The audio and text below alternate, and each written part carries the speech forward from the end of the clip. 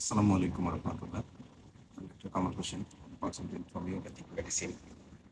যারা থাইরয়েড হরমোনে কষ্ট পাচ্ছেন, বিভিন্ন হরমোনে কষ্ট পাচ্ছেন, হচ্ছে যেমন প্রেশার, অতিরিক্ত প্রেশার, ডায়াবেটিক্স নিয়ে যারা কষ্ট পাচ্ছেন, ওষুধ দিনের পর দিন ওষুধ খেয়ে যাচ্ছেন, যেমন ওষুধ হচ্ছে ডায়াবেটিক্সের ওষুধ, প্রেশারের ওষুধ, হরমোনাল মেডিসিন, বিভিন্ন ধরনের মেডিসিন যারা খেয়ে যাচ্ছেন, তাদেরকে মূলত আমি বলছি যে সকালবেলা ঘুম থেকে অন্তত একটু পরিশ্রম করুন। আধা ঘন্টা হতে পারে বা 40 মিনিট।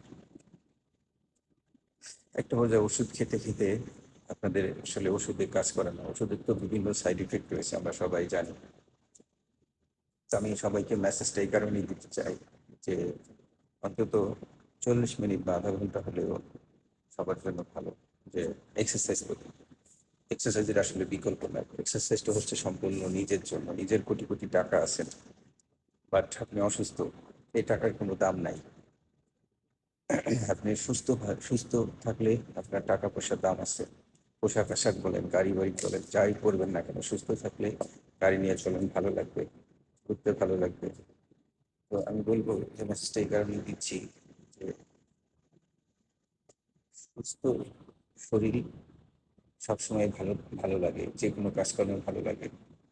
কারণ আপনার সাধারণত একটা গ্যাসের কথাই বলি, তো কিছু খেলেন, আপনার গ্যাসের সমস্যা হলো, অস্বস্তি লাগবে, বিরক্তি লাগবে, মনে হয় যে মরে মরে যাচ্ছি, আর বাঁচবো না। শরীরের কোনো একটা অঙ্গ প্রত্যঙ্গের কষ্ট হলেই বা ক্ষতি হলেই অনেক ধরনের প্রবলেম ফেস করতে হয়।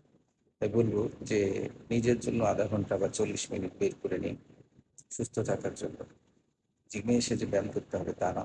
আপনি আপনার বাসার ছাদে অথবা রাস্তায়, কোনো কিছু দরকার নেই, 40 মিনিট বা আধা ঘন্টা হাঁটুন।